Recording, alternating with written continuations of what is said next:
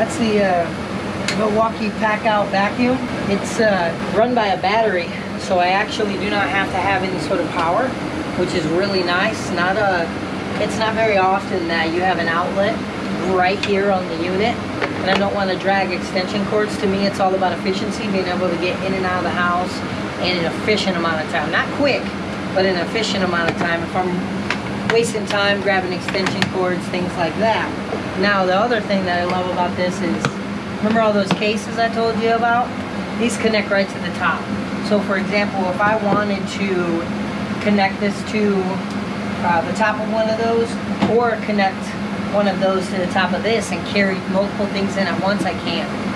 So it's really nice about the Packout system. You can just, it's efficient. You can carry all your tools down at the same time.